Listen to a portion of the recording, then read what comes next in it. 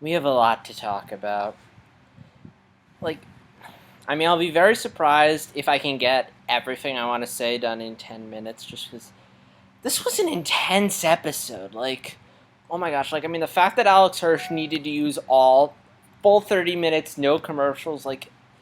First off, I'm amazed Alex Hirsch was able to get that because I don't know many shows outside kids shows that are able to do that. Just book an entire 30-minute nonstop commercial block and not even get commercials.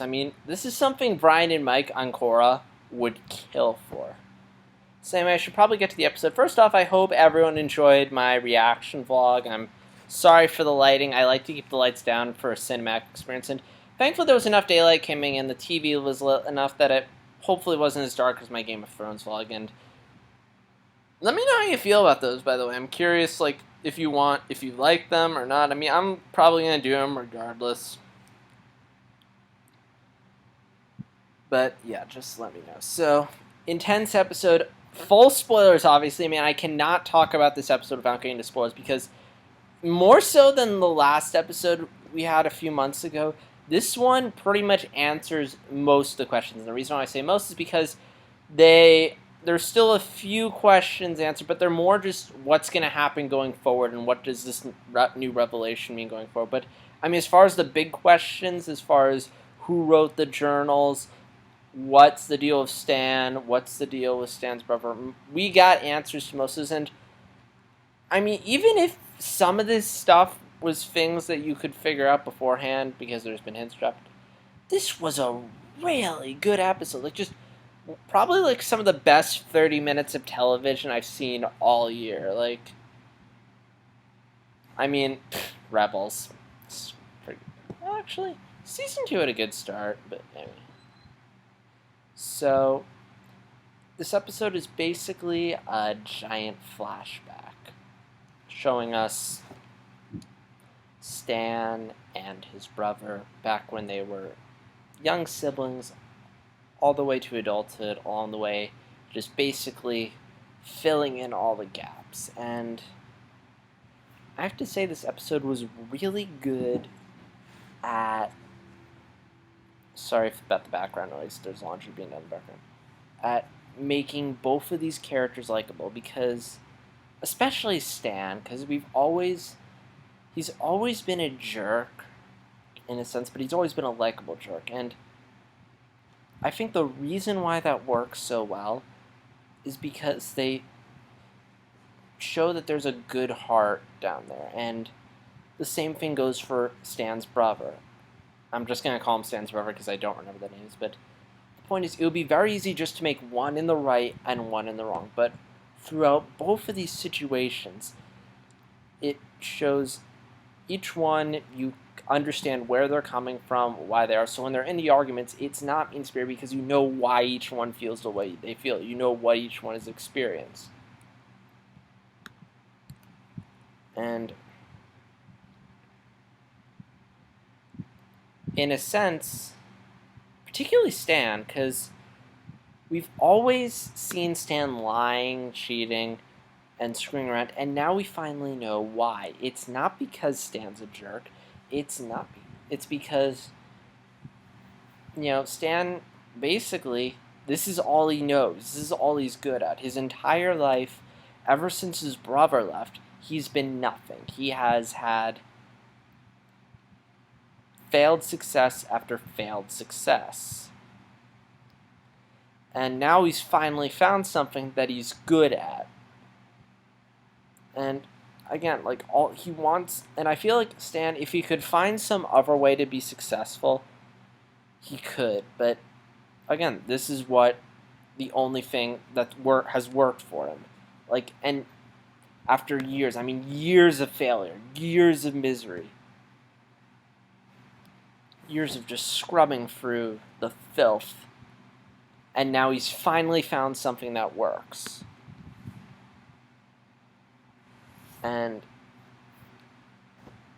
And yeah, of course he's going to stick with it. And even leading up to that, they didn't make Stan the jerk.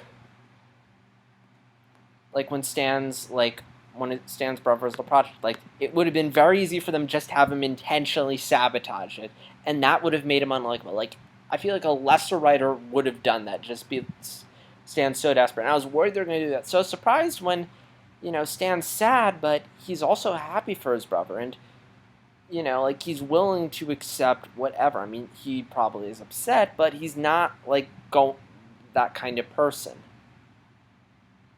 So again, I'm really happy that they just had it be an accident.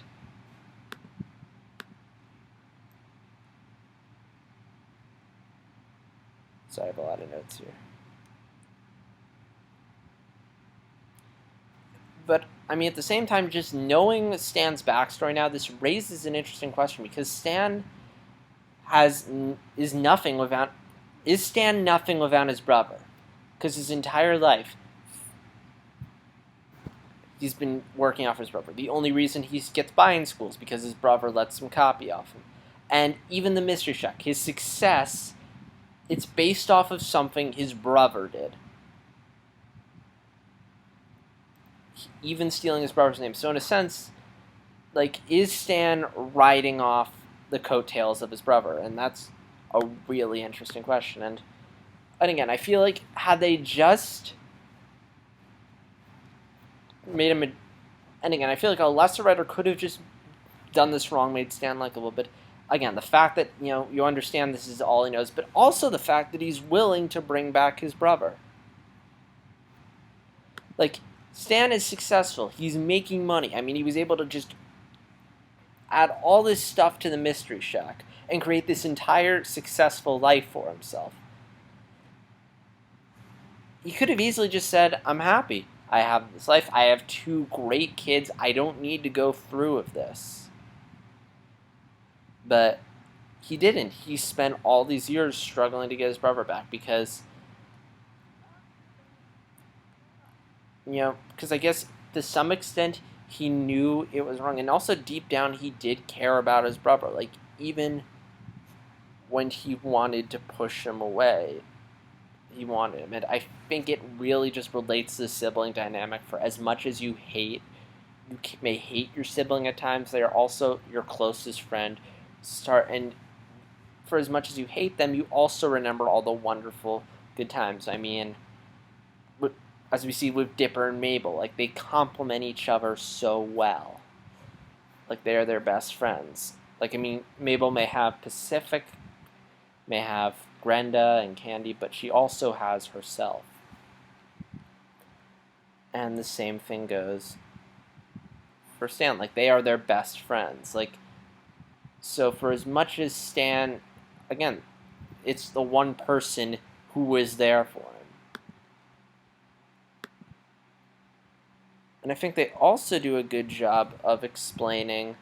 I mean, I feel like Stan's brother wasn't as developed. I think that's just because we've known Stan now for a season and a half, whereas this guy we've just met, so it'll take some getting used to. Although, I have to say, J.K. Simmons, perfect casting. I mean, he's basically more or less doing J. Jonah Jameson, but a mix of Simmons. I mean with a mix of Tenzin from Korra.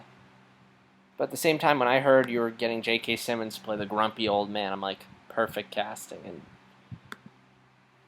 J.K. Simmons nails it.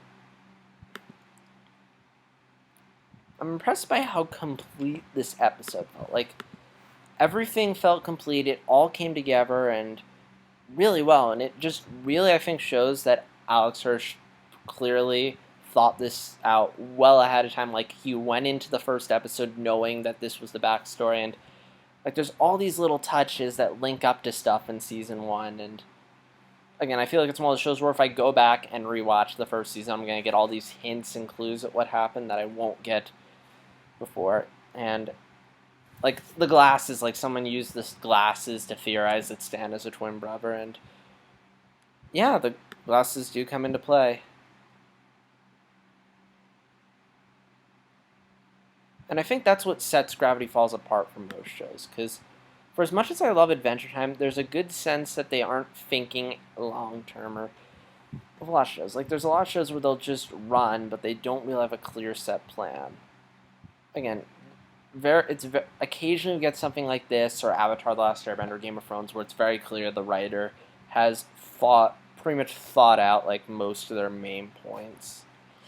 And I love shows like that because it's really tight, really focused, and everything ties together. We don't waste time, and also, the show's not going to run on indefinitely. It has a clear end.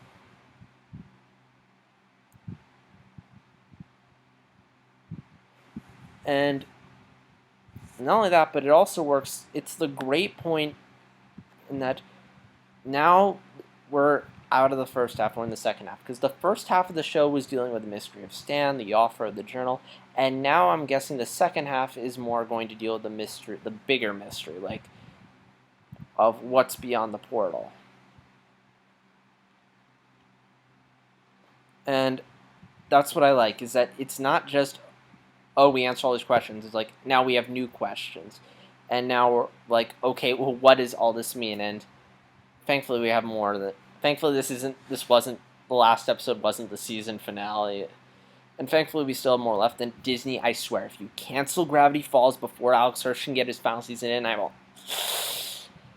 But hopefully it won't.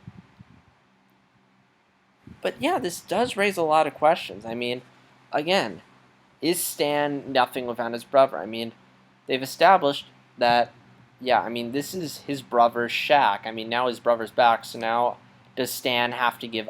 Now Stan has to give up his life. What's going to become of Stan? I mean, he's essentially spent the past 10, 20 years just making something of his brother's life.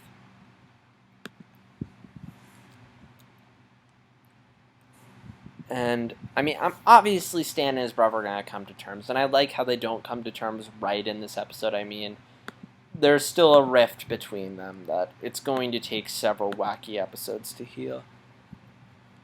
And, yeah, I mean, I'm kind of curious how we're going to ease back into the wacky silliness, because I feel like after 2 heavy episodes of this show, I don't feel like you can just go back to random silliness, at least right away. I think you need to sort of just ease back. I mean, because, yeah, this is heavy stuff. I mean, Stan's brother's around. We have all this craziness approaching. Like, it's become very much about the mystery, which on one end is exciting because it's a really good mystery, but on the other end, there is that part of me that just enjoyed the show for a wacky silliness, and I hope that Alex Hirsch doesn't lose sight of that.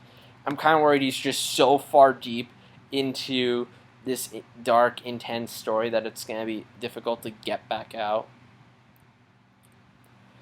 Which is, I'm going to lead me to the flaw of this episode. Not necessarily a flaw, it's a really good episode, but it was really, really intense and heavy and serious throughout. I mean, I commented this on my reaction, but I think this is the darkest episode they've done. I mean, there was an occasional laugh, but for the most part, this episode took itself quite seriously. There were very few laughs, there were very few jokes. Even Not What He Seems did not take itself this seriously. There were a few jokes here and there to break things up. And I feel like, I mean, I don't know. I think comedy would have felt out of place here, but at the same time, it's like, it's really good, but now I don't think you can go back to the wackiness and silliness of the show. At least not right away. I mean, I'll be very surprised if the next episode is just random wacky shenanigans where you just put this on side. I'm like, you need to work your way back there. Like, the next episode, you need to deal with Stan's brother. He needs to be a central character. He needs to play a huge part. Because, yeah, I mean, I cannot see them going back to intense stuff. Lighthearted stuff. Thankfully, we don't have to wait as long for this episode. The next one, they have confirmed 2 episodes of Gravity Falls already, and I really hope... It's going to seem really silly if they had a mid-season hiatus, and then the rest of Season 2 is going to run another year. But we have more episodes coming. It's not like Rebels, where they just dropped an episode in the summer, and there's going to be some release day in the fall. It's back, and we have a couple episodes we know we're getting. But yeah, it was really good. I mean, I still think A Tale of Two Stands is my favorite. but not what he seems is my favorite. But I mean, this is still really good. I think it's just more I was expecting this because there was a long wait, so there's a lot of pressure. But again, still really good. This show is still probably, I still think it's. I mean, I've only seen this and Rebels and a bit of Avengers Assemble, which I finished season 1. I'll probably talk about at some point, but yeah, this is currently the best show that Disney XD has right now, and they'd be fools to cancel it. So that's all I have to say outside of somehow the Mystery Shack is still in perfect condition, despite going up and crashing. But yeah, leave your thoughts on the episode below. Like, dislike, comment, subscribe, and this is JStar60 signing out. Until next time, take care and enjoy the mystery of Gravity Falls.